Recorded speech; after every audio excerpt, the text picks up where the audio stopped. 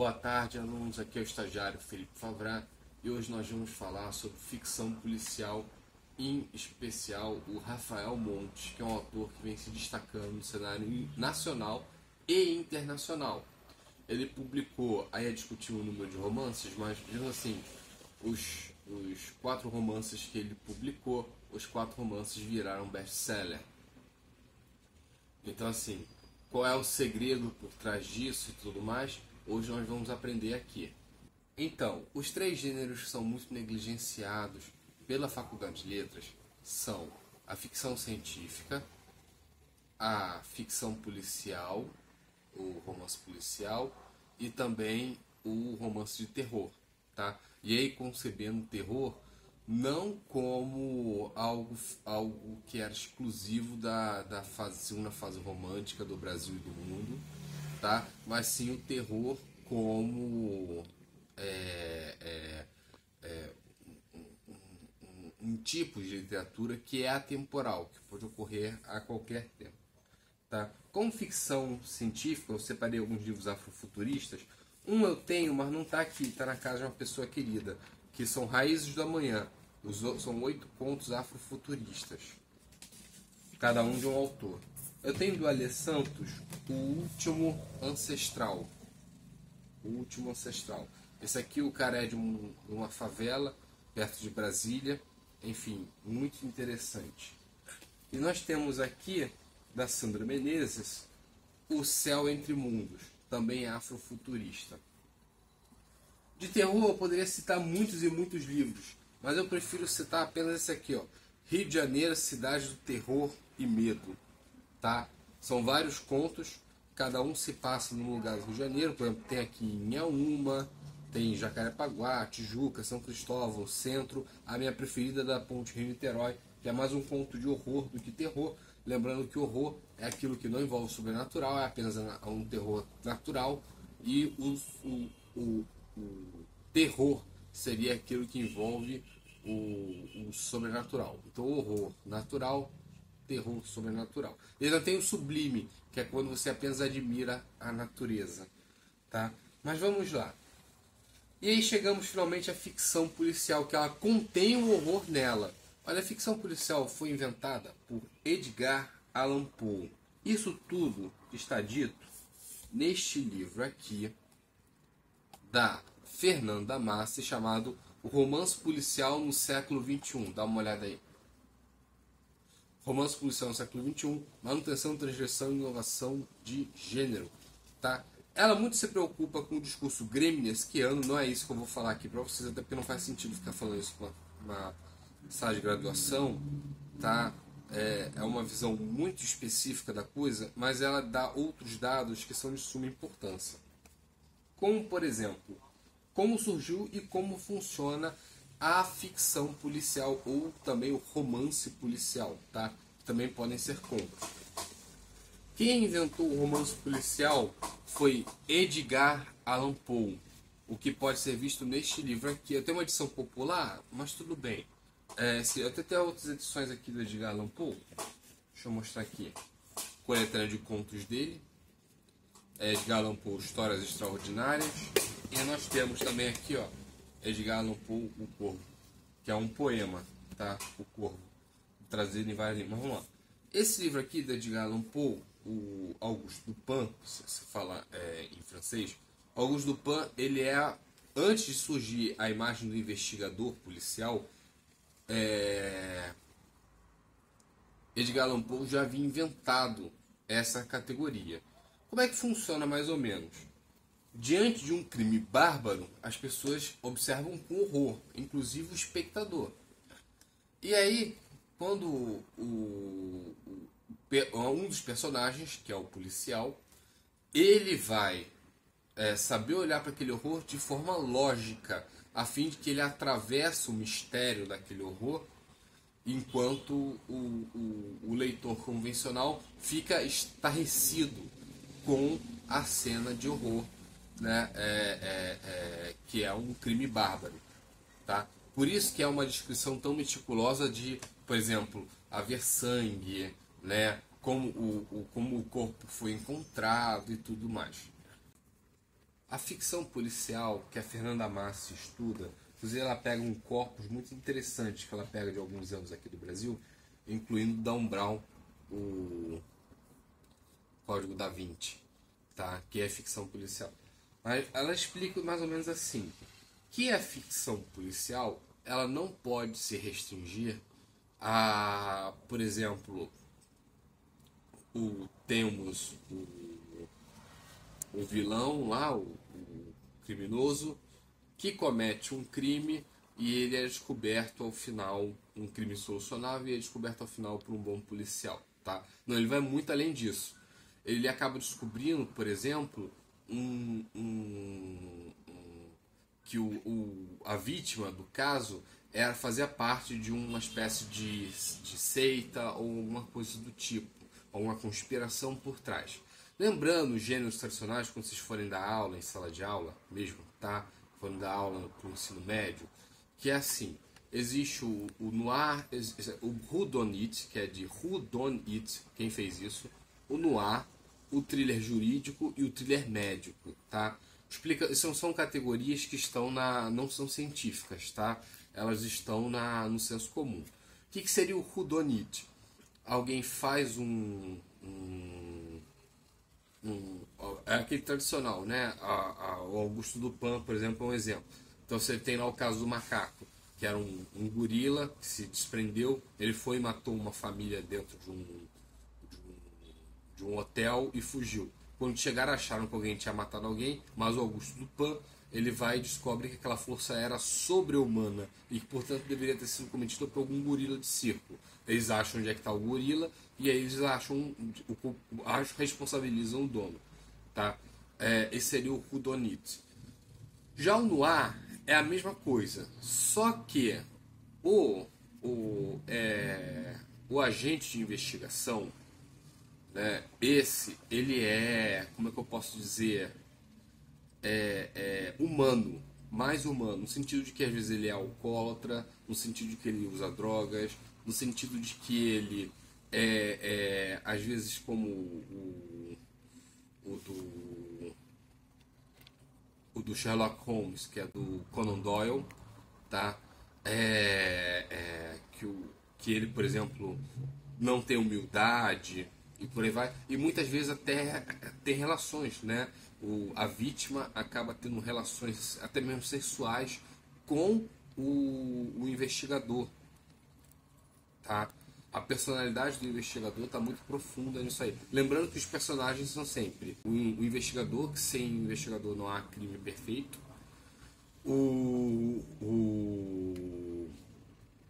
A vítima, que sem a vítima também não há o culpado, tá? E o culpado, tá? Que é enigmático, que já tem uma boa motivação para fazer isso. Espera-se isso dentro de uma boa ficção policial, tá? Vocês veem, por isso que eu estou falando aqui desses detalhes todos, tá? Mas eu vou pegar, por exemplo, um dos livros do Rafael Montes, que foi best-seller, chamado Uma Mulher no Escuro. Vocês vão ver que esse livro aqui, principalmente no início, ele lembra muito o Bom Dia Verônica. Eu vou falar, é coincidência. Não, porque o Bom Dia Verônica, o roteirista de Bom Dia Verônica é o Rafael Montes. Sim, então ele está dentro do mercado dessa forma, tá? Mas eu vou explicar um pouco para vocês assim desse livro. Eu falei para vocês que o Rafael Montes, eu expliquei que na ficção policial muitas vezes se esconde por trás de um crime ou de um criminoso, como um assassino aqui no caso, algo maior. Tá? E no caso, era uma menina que tinha uma família que foi toda assassinada e ela só perdeu uma perna, o cara acabou não a matando. E quando ele foi descoberto, ela acabou descobrindo também nesse meio do caminho que ele era vítima, quando adolescente, de pedofilia da família dela, a que foi morta. Então ela descobre que a família dela tinha um esquema de pedofilia, entende? Mas tudo bem, vamos lá. Vamos lá. Eu especificamente, o meu orientador pediu para que eu focasse um único texto. E eu vou focar... antes disso eu só vou falar sobre o vilarejo, tá? O vilarejo. O Rafael Monte mesmo, ele começou com Dias Perfeitos. Desculpa, Dias Perfeitos é outro romance aqui dele. Mas com Os Suicidas. Como é que esse livro fez sucesso, tá? Ele escreveu um livro grande, 400 páginas, e é difícil um livro escrito Suicidas, com 400 páginas, de um autor desconhecido de 18 anos, vender, ser best-seller. Como é que ele fez para isso se tornar best-seller? Ele jogou em diversos concursos, né? E um deles ele ganhou um prêmio.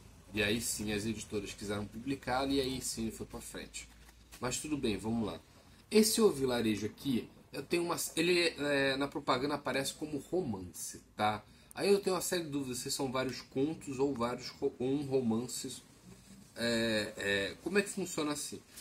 A merchandising desse livro é maravilhoso, porque são várias histórias narradas por diferentes pessoas, tá? E elas podem ser lidas em qualquer ordem.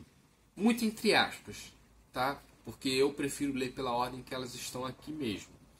Mas assim, elas podem ser lidas em qualquer ordem, cada uma dedicada a um pecado capital e a um demônio, tá? Esse livro aqui não é ficção policial não, tá? É um livro de horror que no finalzinho vira de terror, tá? Já tô dando um grande spoiler dele, mas enfim, no final você vê que quem causava algumas influências aqui no era o próprio demônio, a imagem do cramunhão, tá? Mas enfim, é um livro ilustrado, muito bonito. Mas vamos ao Jantar Secreto, do Rafael Monte, que é vendido da seguinte maneira, tá? É até uma edição bem bonita, mas que é vendido da seguinte maneira. Nós temos 4 jovens que vivem. O protagonista é o Dante, inclusive é narrado autodiegeticamente, ou seja, é narrado pelo próprio Dante, pelo próprio protagonista. E o Dante, ele tem amigos, o Hugo, o Leitão e o médico. Acho que se chama Daniel, né? Mas tudo bem. Todos eles são universitários e depois de 4 anos eles já estão terminando ou já terminaram a faculdade e estão falidos. E aí acontece deles terem uma ideia de ganharem dinheiro fazendo um jantar na casa deles, através de um site chamado Jantar Secreto. Até que o Leitão, que é o amigo deles, que é bem um pouco gordo, lembrando que assim, o Rafael Monte diz mesmo que ele ganha dinheiro escrevendo o que as pessoas não querem que ele escreva.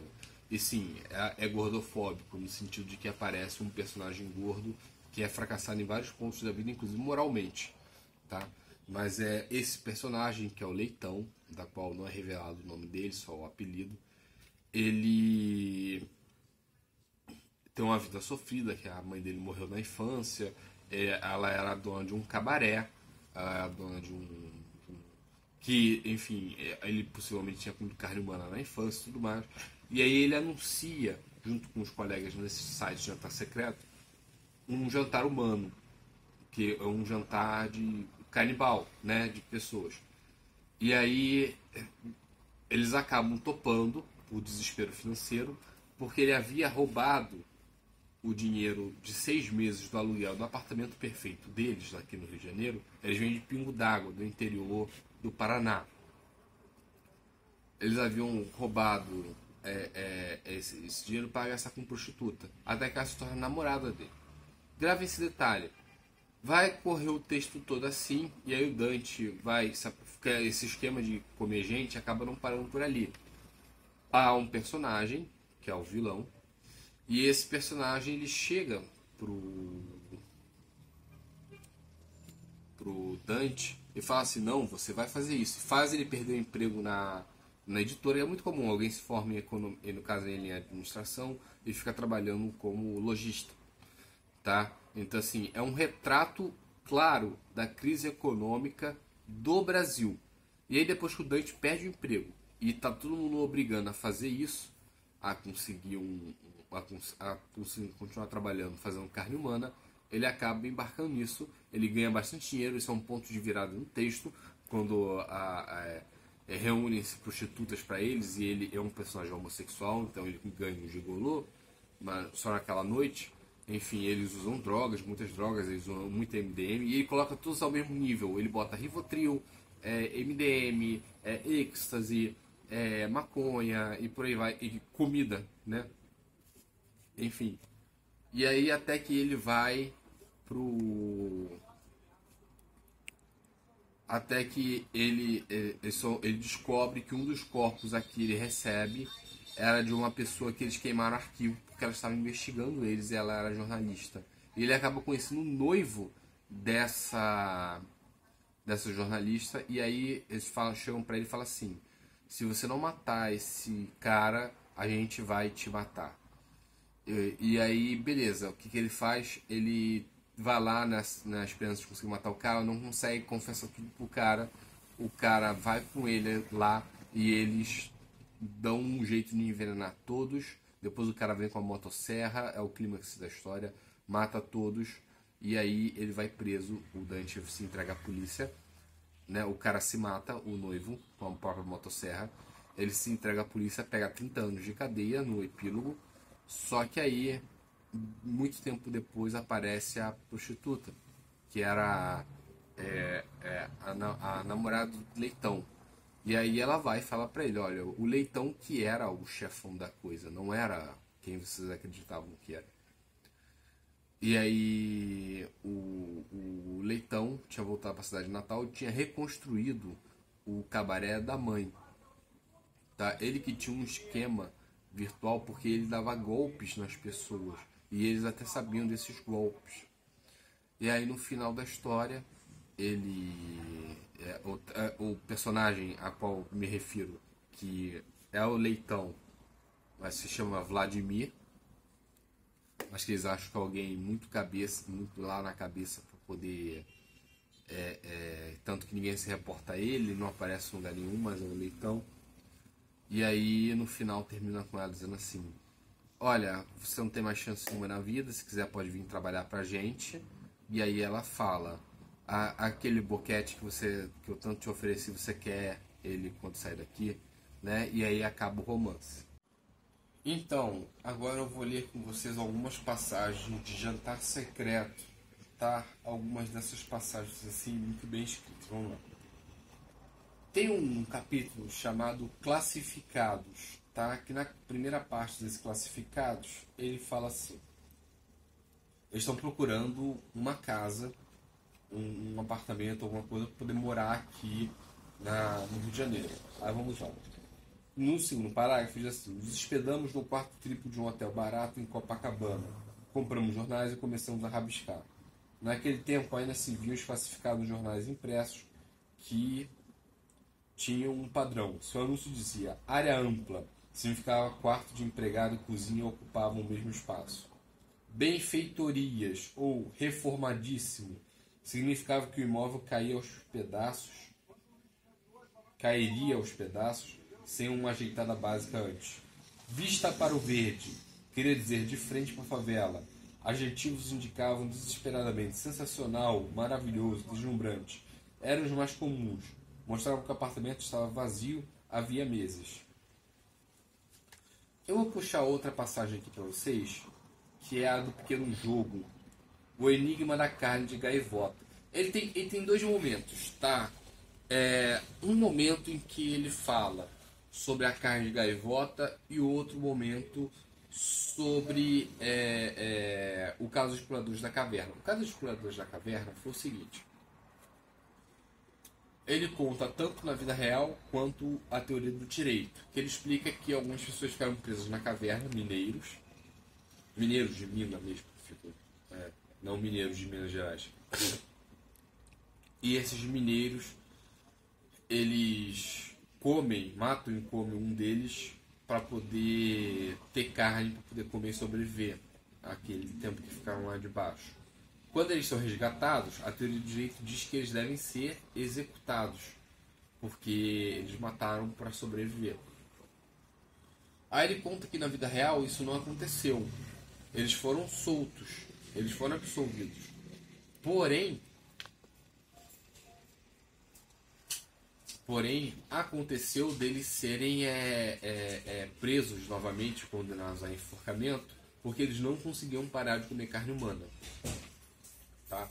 Esse é um dos elementos que aparece aqui. E no Enigma da Carne de Gaivota é um Black Story. Você sabe o que é um Black Story? Aqueles produtos, né, que você tem, que o cara tira uma carta e diz assim, um enigma, e aí todo mundo fica dando palpites até a hora que se descobre uma história macabra. Né? Em geral, mais ou menos assim. E essa história é de que um cara, ele viu carne de gaivota, provou, passou mal e depois tirou a vida. E aí, depois de vários palpites, ele acaba descobrindo que o cara ficou preso numa ilha, deram para ele carne de gaivota e depois descobriu que era a carne da esposa dele que havia morrido nesse naufrágio, que era de avião, agora não me lembro qual era o caso. Né? Enfim. Então tem um momento que o vilão está conversando com... O nome desse capítulo é Crime e Castigo. Está conversando com o Dante. E o Dante está tentando trabalhar. Ele chega, envolve o cara e pergunta, e o outro diz assim, o que você está fazendo aqui? Ele fala, vim procurar um livro de culinária sobre carne de gaivota, que na verdade é a carne humana. É um eufemismo para carne humana. E aí ele fala assim, o Brasil já... Ele, depois de falar pro cara, rasga teu diploma de universidade, que isso não serve pra nada, isso aqui, ele fala assim, o Brasil já exporta muita coisa, Dante. Carnaval, futebol, caipirinha e mulata. Mulher gostosa, puta. Está na hora de exportar a gastronomia. Tem gente de sobra no mundo. A China está toda fodida com a superpopulação. A África, a Índia, 3 pontos. Já viu quanto mendigo tem por aí? E as favelas parecem formigueiros. Ela tem essa cambada de vagabundo que vagabundeia e vive de subsídios do governo. Bolsa Família, cotas, nem sei mais o que. Pega essa gente toda e fatia. Faz bife, carpaccio, pobre a milanesa. Vai revolucionar a cozinha do mundo. E vai dar uma esvaziada boa, uma limpada. O nome desse personagem é Humberto. Tá? E aí ele continua discursando o que é o negócio da tal da carne da gaivota. Faltou só falar sobre os intertextos. Tem as cartas, que no início você descobre que é mandar para uma pessoa morta, entre o Leitão e a sua mãe, que já está morta. E tem, por exemplo, esse capítulo inteiro que se passa com mensagens, olha aqui. Inclusive com direito a memes, tá? Obviamente que manda os memes são o Leitão, tá? Que eles estão roubando um corpo do hospital. E no final dá certo. E tem e-mails, outros textos no meio do caminho, como por exemplo aqui no final, ele termina com um convite. Então, convite, receita, e-mail, carta, mensagens de WPP, etc. E por aí vai, tá? Eu espero que vocês tenham gostado da aula.